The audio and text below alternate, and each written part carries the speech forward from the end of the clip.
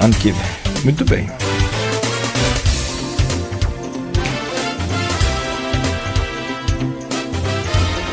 8h08 em Campos. De volta com Folha no Ar, primeira edição.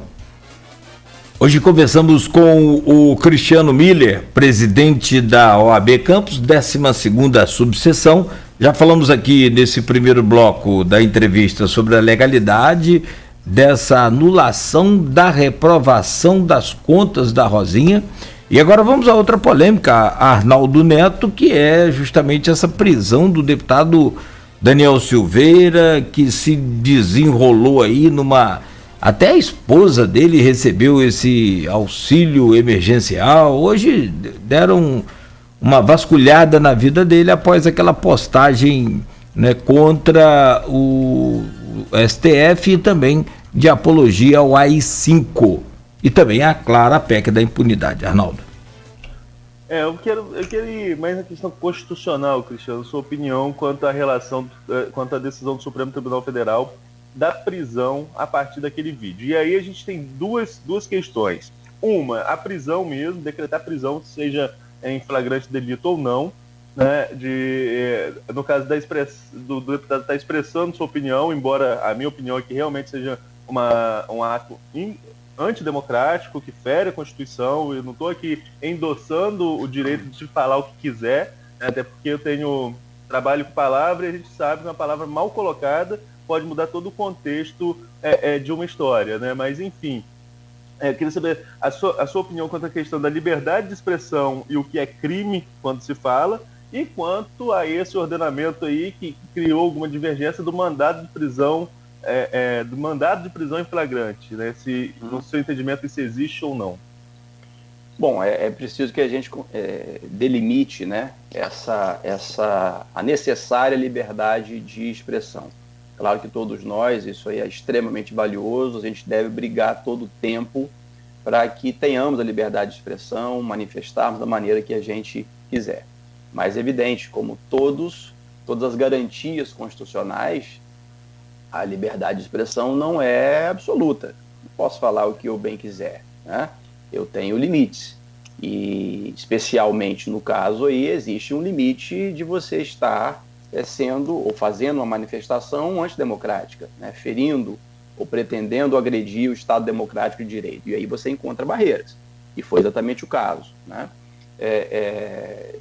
Em hipótese alguma pode-se defender o que foi sustentado, né? Você tem manifestações antidemocráticas que precisam ser repelidas.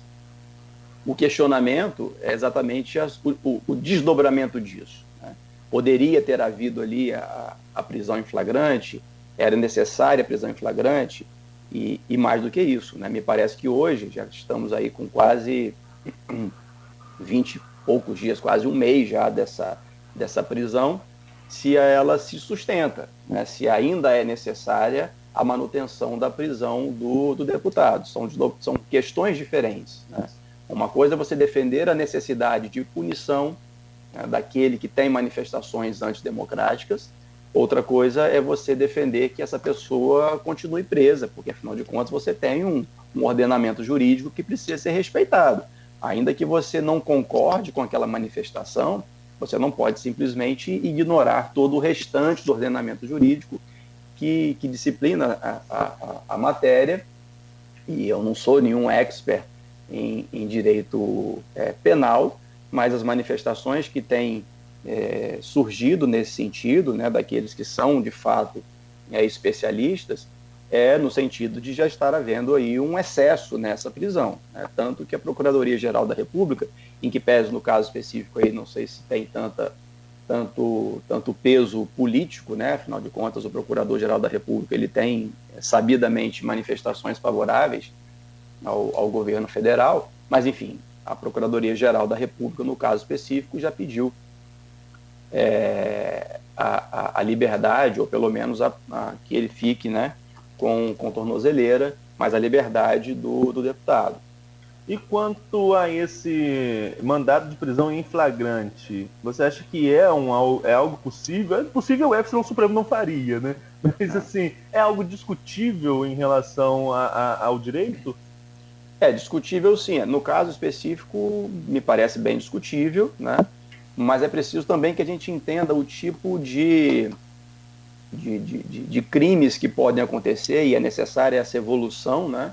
Crimes por conta da internet. E me parece que ali, no caso, o decreto de prisão em flagrante foi feito poucas horas depois de o vídeo entrar no ar, né? Então, essa instantaneidade necessária para a caracterização do flagrante, em se tratando de um vídeo postado na internet, e você decreta a prisão pouco tempo depois, me parece ainda estar presente, né? Você não pode exigir nesse tipo de crime decorrente da apresentação de um vídeo em que haja toda essa manifestação antidemocrática, que a prisão aconteça exatamente enquanto a pessoa está gravando o vídeo ou postando o vídeo. É impossível, né? Então, me parece assim, bastante razoável o entendimento que defende a possibilidade de, no caso específico ali, ainda ter sido caracterizado o flagrante, sim. Você acha que precisa delimitar tempo, por exemplo? Ou enquanto o vídeo... Essa acho que é uma grande discussão. Enquanto o vídeo estiver no ar, né, é flagrante? Ou é a partir de tanto tempo, ou tanto tempo depois da postagem do vídeo? No caso, ali foi no mesmo dia. Se a gente for fazer uma analogia criminal, por exemplo, são 48 horas. Né, se você fugir do flagrante. Uhum. Mas nesse caso, deveria ter... ou deve-se pensar, mediante esses crimes novos que vão surgindo com o advento da tecnologia, num período para que isso seja flagrante? Talvez seja o caso, embora também não vá resolver, né? Porque uma situação como essa específica ganha notoriedade, tendo em vista quem fez o vídeo, quem postou, um deputado federal, isso tudo ganha notoriedade. Mas nós temos inúmeras pessoas absolutamente, vamos dizer, do povo, desconhecidas, que fazem também esses mesmos vídeos e certamente não chegariam ao conhecimento das autoridades com tanta agilidade, né? Você aí vai também permitir o flagrante, vai afastar o flagrante. Eu acho muito complicado, delicado, que você delimite um tempo para a caracterização do flagrante nessas situações. Mas também você não pode, né, por outro lado, ser extremamente flexível. O vídeo está no ar ainda, mas foi postado há um ano atrás, né? Isso aí caracteriza ainda um flagrante? Me parece que não. Outro ponto que você falou, a gente falava muito no outro bloco sobre constitucionalidade. Tem uma questão da Constituição que foi respeitada, né, que esse tipo de prisão passa pela análise da Câmara dos Deputados. E foi surpreendente, inclusive, o resultado da Câmara. Né, pela ampla maioria que teve, né? Pela ampla maioria que teve em manutenção da prisão. Eu coloquei aqui na semana passada, conversando, né, foi na semana passada? Não, tem quase um mês, né? O tempo passou tão rápido.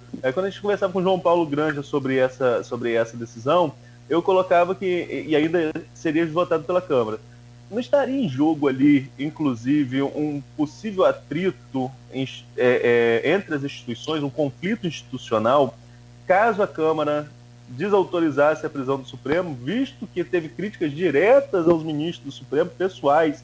Não estava em jogo ali, inclusive, esse deputado não conseguiu, com um vídeo, poder criar uma crise institucional grande, visto que o próprio presidente da República, Cristiano, não se manifestou até hoje. Ele não... E olha que ele gosta de uma bola dividida, mas dessa vez ele saiu fora da disputa. Não estava em jogo ali uma crise institucional muito grande? Penso que sim, né? Uma mera opinião, esse julgamento da Câmara, no caso para manutenção da prisão, ele teve uma característica muito marcante de evitar esse conflito, né? Na realidade, a gente já vem aí de pelo menos 2 anos de desgaste tremendo entre o Legislativo, o Executivo, o Judiciário, especificamente no que toca às manifestações, aos julgamentos do Supremo Tribunal Federal. Então, me parece, né, que no caso aí específico, a Câmara ela quis poupar a ampliação desse desgaste, porque se ela vota no sentido de não manter a prisão, isso seguramente causaria um desgaste enorme entre o relacionamento da Câmara, né, do Legislativo, especialmente com o Supremo Tribunal Federal, e, na minha opinião, isso aí pesou para esse tipo de decisão. Outra coisa que a gente sempre debate quando fala sobre esse tema é essa linha tênue entre a liberdade de expressão e um crime, como foi o caso do deputado. Pode criar algum tipo de risco, de jurisprudência, de algum tipo de risco a liberdade de expressão essa decisão, ou você acha que ela está fundamentada justamente nas declarações antidemocráticas e esse seria o grande problema? A decisão do ministro, ela se pauta nessas manifestações antidemocráticas, né? É claro que numa primeira análise, deixando de lado o fundamento da decisão, ela poderia sim trazer algum tipo de preocupação quanto à liberdade de expressão. Mas no caso específico, me parece que a gente consegue afastar esse risco na medida em que o que se repelia ali é uma manifestação antidemocrática, né, como outras que tiveram também recentemente, e o foco era exatamente esse fato, que você está ali defendendo, né, a quebra do Estado democrático do direito, e aí sim, para esse tipo de manifestação existe um limite à liberdade de expressão. Outra coisa também são as reações a partir disso. A Câmara dos Deputados mandou, pelo menos ao que circula na internet, o comentarista, apresentador de TV Danilo Gentili, comediante e apresentador de TV Danilo Gentili teria feito ofensas aos deputados a partir da PEC da imunidade, que veio como piada pronta para a impunidade, que a gente vai falar daqui a pouco, mas ele teria feito algumas ofensas digo teria porque não vi, a deputados, e a Câmara mandou uma representação, pedindo inclusive a prisão do comediante em relação aos comentários dele. Claramente uma reação ao movimento em que se prendeu o deputado Daniel Silveira. Mas isso não vai gerar aí uma questão muito delicada, como você mesmo falou mais cedo sobre vídeos, digamos que anônimos sendo denunciados a todo instante, não vai criar um ordenamento jurídico aí de tudo virar denúncia para o judiciário em relação a críticas aos parlamentares? E esse limite de crítica e ofensa? É o que eu disse, assim, o direito de se manifestar, de se expressar, de criticar, ele existe, né? A questão é o conteúdo dessa crítica. Se você faz uma crítica à postura dos deputados, ao tipo de conduta que eles vêm tendo, isso é uma coisa. Outra coisa é você fazer uma crítica antidemocrática, querendo a derrubada de todos os ministros, o fechamento do Supremo, enfim, que volte o AI-5. São conteúdos completamente diferentes. Mas o comediante fez uma crítica e com isso ele ofendeu os deputados, ele causou dano aos deputados, ele merece ser responsabilizado? Sim, as consequências são essas, né? A liberdade de expressão, na medida em que você as extrapola, você é passível de sofrer as consequências. A questão é quais consequências você pode sofrer, né? Então, se você se manifesta, qualquer um de nós, né, se a gente se manifesta e essa manifestação extrapola o limite do razoável, é claro que eu posso sofrer ali as consequências. Só que são consequências distintas na medida em que você faz manifestações que ofendem a honra, por exemplo, de um deputado, e quando você faz uma manifestação, como foi o caso do deputado Daniel Silveira, criticando, querendo a quebra do Estado Democrático de Direito, uma manifestação claramente antidemocrática.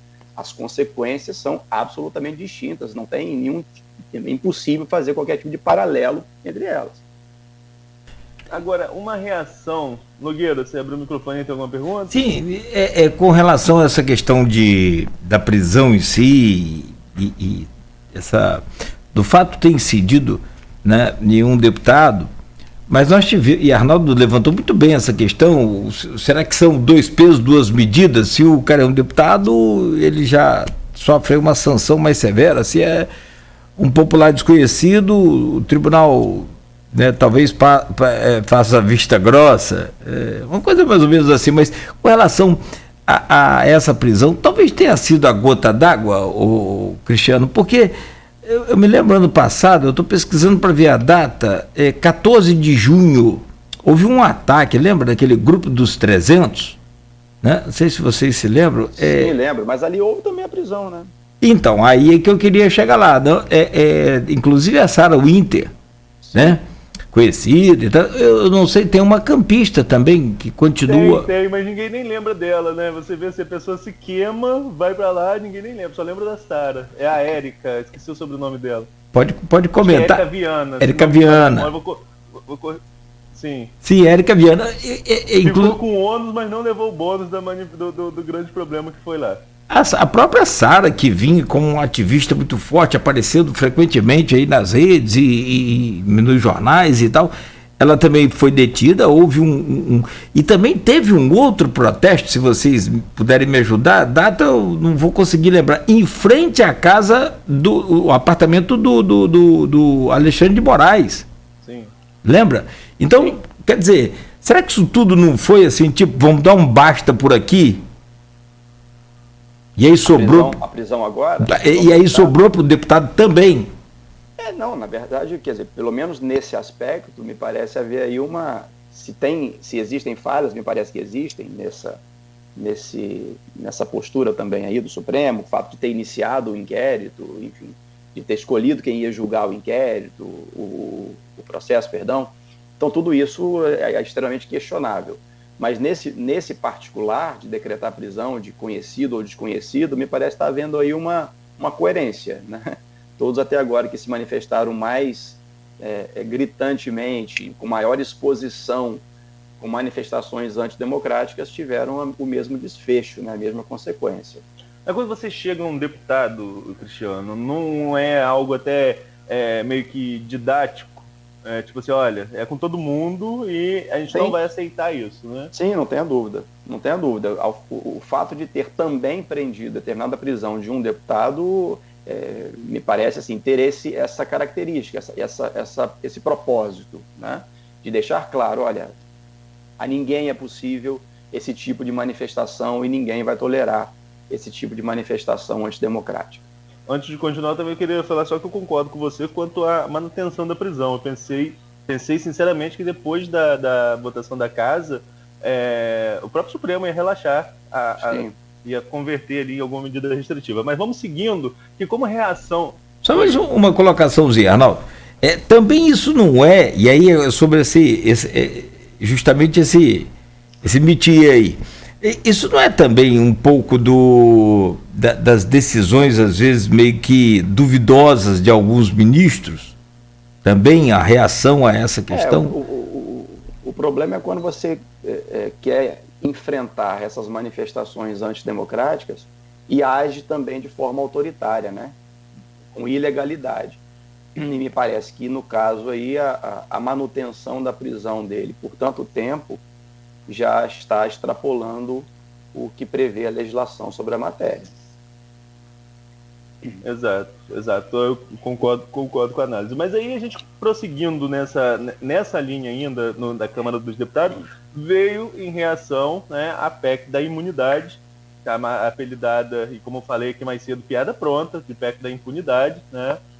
Essa aí não foi nem difícil, não precisou nem ser tão criativo para mudar, mas enfim...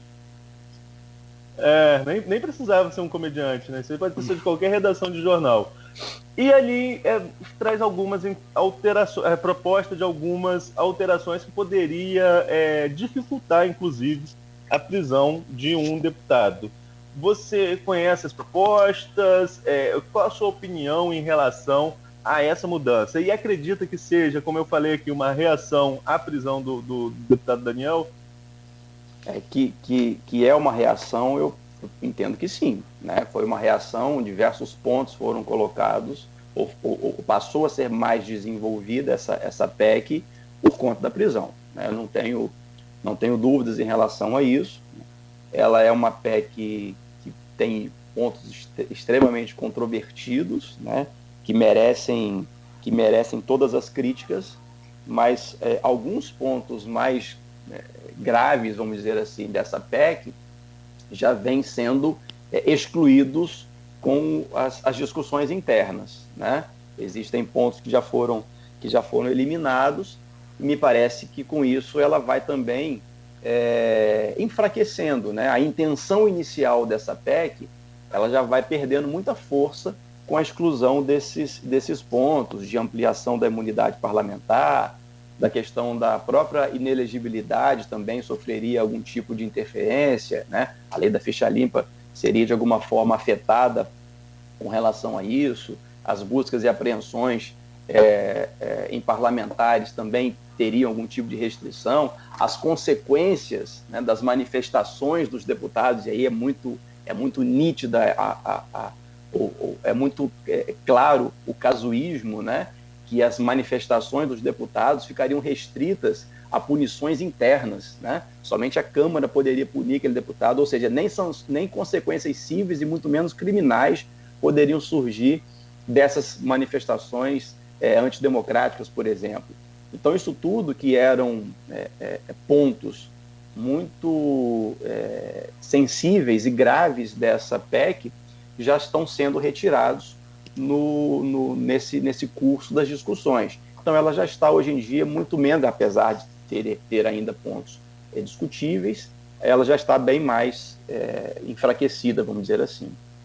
Aquele ponto de você, quando um deputado, se um deputado ou senador for preso, ele ficar custodiado no Congresso, né, a casa de custódia do seu Congresso, e o Congresso decidir, ou no caso, uma das duas casas do Congresso, né, sendo o senador no Senado, óbvio, e o deputado federal na Câmara, e a casa decidiu, eu achei meio forçoso, né? Tipo assim, já existia isso na Constituição, para quê? Sim. Esse ponto, se não me engano, ele ainda não foi excluído, né? Não. Pois esse ponto é um ponto que vem recebendo muitas críticas por todo esse verdadeiro privilégio que estaria sendo concedido, né? Ainda que você queira dispensar um tratamento diferenciado, mas você estaria aí extrapolando, porque você já tem um tratamento diferenciado, você estaria extrapolando essa possibilidade. Nogueira. Olha, eu sinceramente, a gente fica aqui tentando... Esse microfone está fechado. Desculpa, perdão, tá funcionando aqui para a rádio, vou abrir rapidamente aqui, desculpa. Não, desculpa, o probleminha técnico do aplicativo sentado na cadeira aqui, perdão, mas para a rádio estava funcionando. A questão de tudo isso leva a gente a analisar assim, popularmente, de que de um tempo para cá tem um discurso existiu, né, até o gabinete de ódio, ou existe ainda. Isso também parte muito desse reflexo aí. Tem gente que se entusiasma, né, nessa história toda aí. Agora é aquela história, como disse o Arnaldo, essa linha tênue entre o direito de se expressar e o abuso, né? Tanto de um lado quanto de outro também. Bom, o presidente, nós podemos fazer um intervalo, a conversa com o senhor é tão boa que o programa dá até para rimar, o programa voa. A gente tem mais alguma dúvida aí, Arnaldo? Tem mais alguma questão? A gente pode seguir para o intervalo, que a gente vai continuar falando sobre o aspecto federal no próximo bloco, falando de pandemia, e aí a gente vai acabar esbarrando na Câmara também e trazendo também para as questões locais. Certo. Perfeito. Então, vamos a um breve, curto intervalo comercial e a gente volta aqui no Folha no Ar com o presidente da OAB, 12ª subseção, Campos, e também você é presidente ou é coordenador da Uniflu? Eu sou pró-reitor. Pró-reitor. Ensino, pesquisa e extensão do Uniflu. É pouca coisa, né? Nada, na verdade, eu sou advogado e professor. Bom. E humilde. São 8h32. Voltamos em instantes no oferecimento dos laboratórios Plínio Bacelar, Clínica Proteus e também no oferecimento de Dedumas Baterias.